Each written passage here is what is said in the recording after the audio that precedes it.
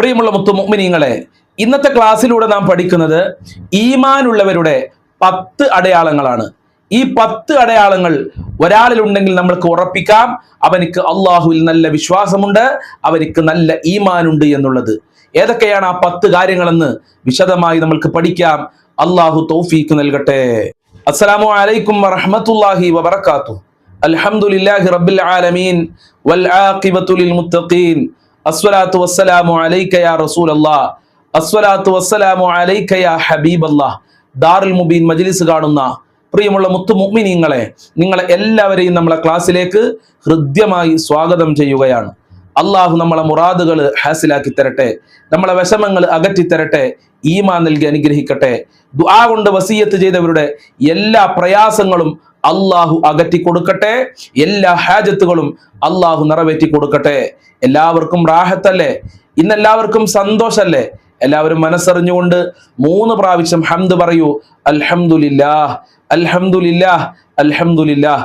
അള്ളാഹു കബൂൽ ചെയ്യട്ടെ, അള്ളാഹു സ്വീകരിക്കട്ടെ, അർഹമായ പ്രതിഫലം നൽകട്ടെ. ഹംദ് പറഞ്ഞവരൊക്കെ അതൊന്ന് കമന്റിൽ എഴുതി വിടണമെന്ന് പ്രത്യേകം ഓർമ്മപ്പെടുത്തുകയാണ്.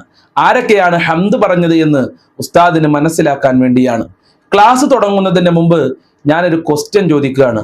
ഉമ്മുൽ ഖുർആൻ, ഖുർആനിന്റെ ഉമ്മ എന്നറിയപ്പെടുന്ന സൂറത്ത് ഏതാണ്? എന്താണ് ചോദ്യം? ഉമ്മുൽ ഖുർആൻ, ഖുർആനിന്റെ ഉമ്മ എന്നറിയപ്പെടുന്ന സൂറത്ത് ഏതാണ്? അറിയുന്നവരൊക്കെ കമന്റിൽ എഴുതി വിടുക. അള്ളാഹു പഠിക്കാനുള്ള തൗഫീഖ് നൽകട്ടെ.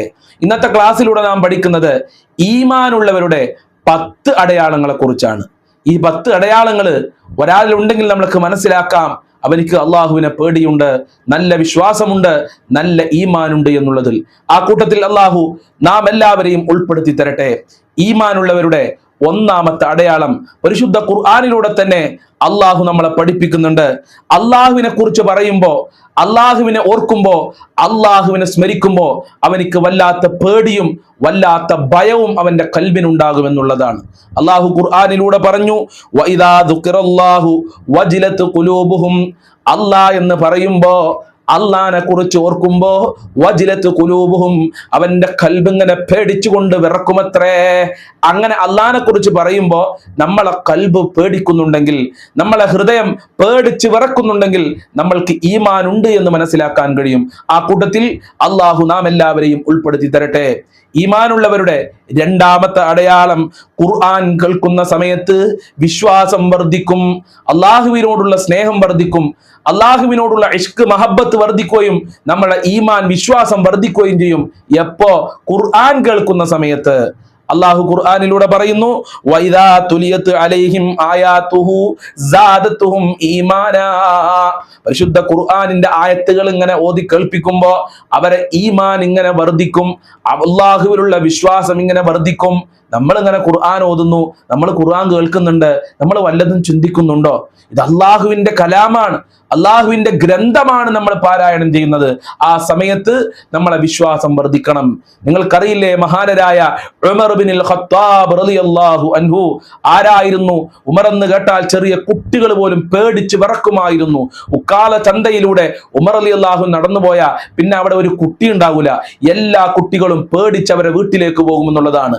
അത്രയും വലിയ അക്രമകാരിയായ ഉമർ ഇബ്നുൽ ഖത്താബ് റളിയല്ലാഹു അൻഹുവിന് ഇത്ര വലിയ ഈമാൻ ലഭിക്കാനുള്ള കാരണം പരിശുദ്ധ ഖുർആനാണ്. സൂറത്തു ത്വാഹ കേട്ടുകൊണ്ടാണ് ഉമർ ഇബ്നുൽ ഖത്താബ് റളിയല്ലാഹു അൻഹു ഇസ്ലാമിലേക്ക് കടന്നു വന്നത്, ഉമർ റളിയല്ലാഹു അൻഹുവിന്റെ വിശ്വാസം വർദ്ധിച്ചത്. അപ്പൊ എന്റെ പ്രിയമുള്ളവരെ, നമ്മൾ ഖുർആൻ കേൾക്കുമ്പോ നമ്മൾ ഇങ്ങനെ ചിന്തിക്കണം, ഇത് എന്റെ റബ്ബിന്റെ വാക്കല്ലേ, എന്റെ റബ്ബിന്റെ വാക്കല്ലേ ഞാൻ പാരായണം ചെയ്യുന്നത് എന്നുള്ള ഒരു ചിന്ത നമ്മൾക്കുണ്ടെങ്കിൽ നമ്മളെ ഈമാൻ വർദ്ധിക്കും. അപ്പൊ യഥാർത്ഥ സത്യവിശ്വാസിയുടെ അടയാളം ഖുർആൻ കേൾക്കുന്ന സമയത്ത് അവന്റെ ഈമാൻ ഒന്നുകൂടെ വർദ്ധിക്കുമെന്നുള്ളതാണ്. ആ കൂട്ടത്തിൽ അള്ളാഹു നാം എല്ലാവരെയും ഉൾപ്പെടുത്തി തരട്ടെ. 3ാമത്തെ അടയാളം, അള്ളാഹുവിലേക്ക് എല്ലാ കാര്യങ്ങളും ബരമേൽപ്പിക്കുന്നവരാണ്. എല്ലാ കാര്യങ്ങളും അള്ളാഹുവിലേക്ക് ബരമേൽപ്പിക്കും. അള്ളാഹു ഖുർആനിലൂടെ പറഞ്ഞു, വഅലാ റബ്ബിഹിം യതവക്കലൂൻ, മുഅ്മിനീങ്ങളായ ആളുകൾ എല്ലാ കാര്യങ്ങളും അള്ളാഹുവിലേക്ക് ബരമേൽപ്പിക്കുമെന്നുള്ളതാണ്. വമൻ യതവക്കൽ അലല്ലാഹ്, ആരെങ്കിലും അള്ളാഹുവിലേക്ക് എല്ലാ കാര്യങ്ങളും ബരമേൽപ്പിച്ചു കഴിഞ്ഞാൽ ഫഹുവ ഹസ്ബു, അവനിക്ക് അള്ളാഹു മതി. അങ്ങനെയായിരുന്നു മഹാനരായ ഇബ്രാഹിം നബി അലൈഹിസ്സലാം. ഇബ്രാഹിം നബി അലൈഹിസ്സലാമിനെ നംബ്രൂർ എന്ന് പറയുന്ന കിങ്കരൻ തീയിലേക്ക് ഇടാൻ ശ്രമിച്ചു. പക്ഷേ ഇബ്രാഹിം നബി അലൈഹി സ്വലാമിനെ തീയിലേക്ക് ഇട്ടപ്പോൾ ഇബ്രാഹിം നബി കരിഞ്ഞില്ല. കാരണം എന്താ? ഇബ്രാഹിം നബി അള്ളാഹുവിലേക്ക് എല്ലാം ഭരമേൽപ്പിച്ചു എന്നുള്ളതാണ്. അങ്ങനെ ഓരോ സത്യവിശ്വാസികളെ കുറിച്ച് നിങ്ങൾ പരിശോധിച്ചു നോക്ക്, മുത്തുനബിയുടെ ചരിത്രം പരിശോധിച്ചു നോക്ക്. മുത്തുനബി മുഴുവനും അള്ളാഹുവിലേക്ക് ഭരമേൽപ്പിച്ചവരാണ്. നഫീസ ബീവി മുഴുവനും അള്ളാഹുവിലേക്ക് ഭരമേൽപ്പിച്ചു. മഹദിയായ ഖദീജ ബീവി മുഴുവനും അള്ളാഹുവിലേക്ക് ഭരമേൽപ്പിച്ചുകൊണ്ട് തന്റെ സ്വത്ത് മുഴുവനും ഇസ്ലാമിന് വേണ്ടി ചെലവഴിച്ചു എന്നാ പറയുന്നത്. അപ്പൊ അള്ളാഹുവിലേക്ക് ഭരമേൽപ്പിക്കുക എന്നുള്ളത് അഥവാ തവക്കുൽ എന്ന് പറയുന്നത് ഒരു സത്യവിശ്വാസിയുടെ വളരെ പ്രധാനപ്പെട്ട അടയാളമാണ്. എന്നെ അള്ളാഹ് സഹായിക്കും എന്നുള്ള ഒരു ചിന്ത നമ്മളെ കൽബിൽ എപ്പോഴും ഉണ്ടാകണം. നാലാമത്തെ അടയാളം വളരെ പ്രധാനപ്പെട്ടതാണ്. അല്ലദീന യുഖീമൂനസ്സലാ, യഥാർത്ഥ സത്യവിശ്വാസികൾ കൃത്യമായി നിസ്കരിക്കുന്നവരാണ്. നിസ്കാരം ഖളാഅ എന്ന് പറയുന്നത് വലിയ പ്രയാസമാണ് അവർക്ക്. ഒരിക്കലും അവര് നിസ്കാരം ഖളാഅക്കൂല. കല്യാണത്തിന് പോയാലും, ദിക്റിന് പോയാലും, സമ്മേളനത്തിന് പോയാലും, ഹൗസ് വാമിങ്ങിന് പോയാലും, ടൂറ് പോയാലും അവര് നിസ്കാരം ഖളാഅക്കൂല. ഇത് സത്യവിശ്വാസികളുടെ അടയാളമാണ്. ഒരു യാത്ര പോകുകയാണെങ്കിൽ അവരുടെ ചിന്ത എന്തായിരിക്കും? എനിക്ക് നിസ്കാരം ലഭിക്കുമോ? നിസ്കരിക്കേണ്ട സമയത്ത് എനിക്ക് പള്ളിയിൽ ഇറങ്ങാൻ പറ്റുമോ? അതല്ലെങ്കിൽ മറ്റുള്ള സ്ഥലങ്ങളിൽ നിസ്കരിക്കാൻ പറ്റുമോ എന്നായിരിക്കും അവരുടെ ചിന്ത. നിസ്കാരം ഒഴിവാക്കുക എന്ന് പറഞ്ഞാൽ അത് വലിയ പ്രയാസവും വലിയ ദുഃഖവുമായിരിക്കും സത്യവിശ്വാസികൾക്ക്, യഥാർത്ഥ മുഅ്മിനീങ്ങൾക്ക്. അതാണ് ഖുർആൻ പറഞ്ഞത്, അല്ലദീന യുഖീമൂനസ്സലാത്ത്, അവര് കൃത്യമായി നിസ്കരിക്കുന്നവരാണ്. ആ കൂട്ടത്തിൽ അള്ളാഹു നമ്മയൊക്കെ ഉൾപ്പെടുത്തി തരട്ടെ. നമ്മൾ എത്ര നിസ്കാരങ്ങളാണ് വളരെ നിസാരമായി ലാഘവത്തോടുകൂടെ ഖളാഅക്കിയ നിസ്കാരം പോലും നിസ്കരിക്കാത്ത എത്ര ആളുകളുണ്ട്. പടച്ച റബ്ബിന്റെ കോടതിയിൽ മറുപടി പറയേണ്ടി വരും. നാളെ മരിച്ചു കഴിഞ്ഞാൽ റബ്ബിന്റെ മുമ്പിൽ നമ്മൾ പോയി നിൽക്കുമ്പോ ആദ്യമായി അള്ളാഹു നമ്മളോട് ചോദിക്കുന്നത് അസ്വലാത്തു, നീ നിസ്കരിച്ചോ? എന്തുകൊണ്ട് നിസ്കാരം ഒഴിവാക്കി എന്ന ചോദ്യം ചോദിക്കുമ്പോൾ അതിന് മറുപടി പറയേണ്ടി വരും. അതുകൊണ്ട് സത്യവിശ്വാസികളുടെ വളരെ പ്രധാനപ്പെട്ട അടയാളമാണ് നിസ്കാരം എന്ന് പറയുന്നത്.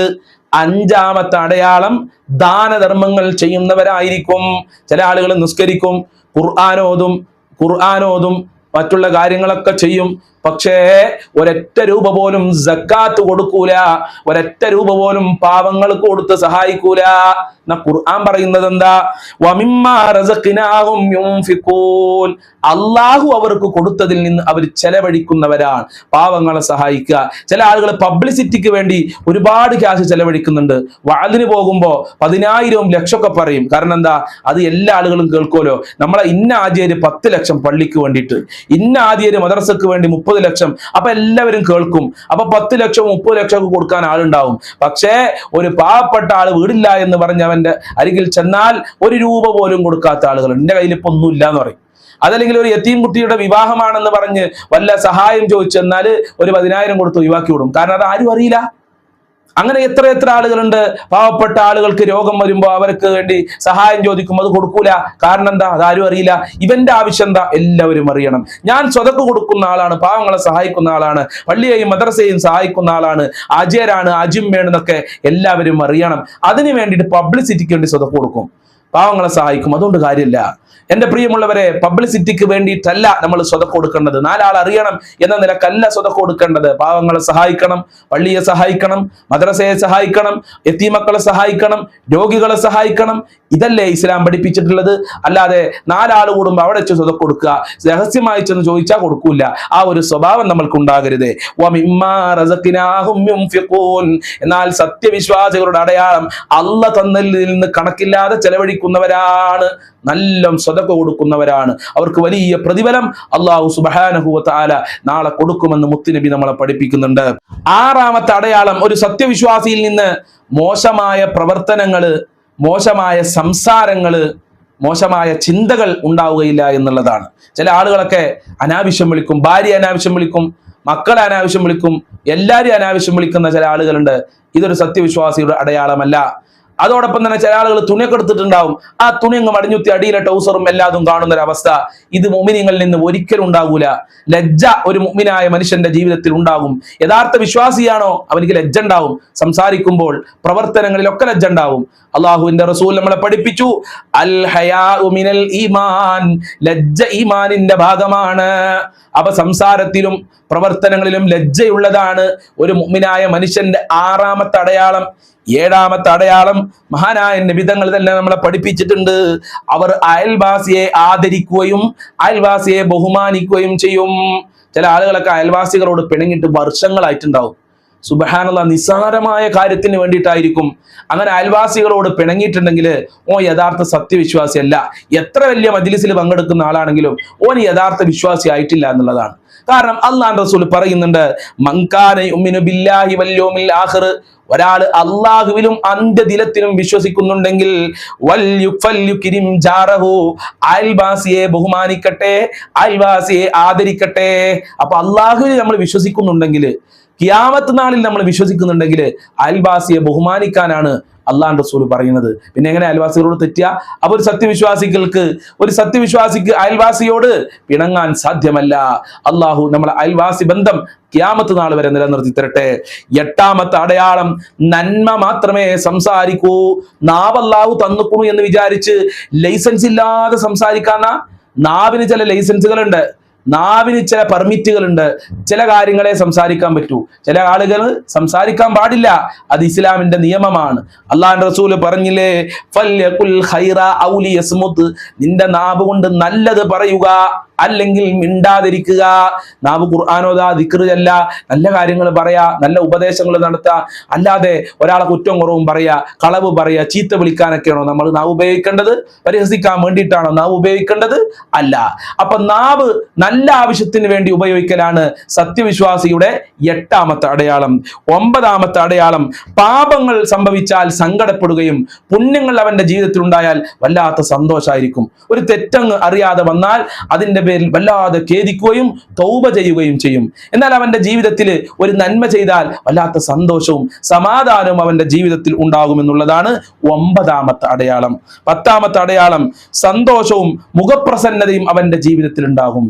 ഒരു മുഅ്മിനായ സത്യവിശ്വാസിയായ മനുഷ്യൻ എപ്പോഴും പുഞ്ചിരിച്ചുകൊണ്ടാണ് അത്രേ സംസാരിക്കുക. അവന്റെ മുഖത്തേക്ക് നോക്കിയാൽ തന്നെ നമുക്കറിയാം ഇവനൊരു മുഅ്മിനാണ്, ഇവന്റെ ഉള്ളിൽ അല്ലാഹ് എന്നുള്ള ചിന്തയുണ്ട് എന്ന് നമുക്ക് മനസ്സിലാക്കാൻ കഴിയും. അവന്റെ പ്രവർത്തനത്തിൽ നിന്ന്, അവന്റെ മുഖത്തേക്ക് നോക്കിയാല്, അവന്റെ പുഞ്ചിരിയിലേക്ക് നോക്കിയാല്, അവന്റെ സന്തോഷത്തിലേക്ക് നോക്കിക്കഴിഞ്ഞാൽ എന്നുള്ളതാണ് 10ാമത്തെ അടയാളം. ഈ 10 അടയാളങ്ങളും അള്ളാഹു നമ്മൾക്ക് എല്ലാവർക്കും നൽകി അനുഗ്രഹിക്കട്ടെ.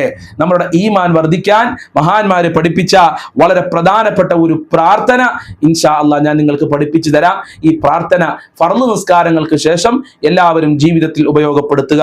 റബ്ബനാ ലാ തുസിഗ് ഖുലൂബനാ ബഅദ ഇദ് ഹദൈതനാ വഹബ് ലനാ മിൻ ലദുൻക റഹ്മതൻ ഇന്നക അൻതൽ വഹാബ്.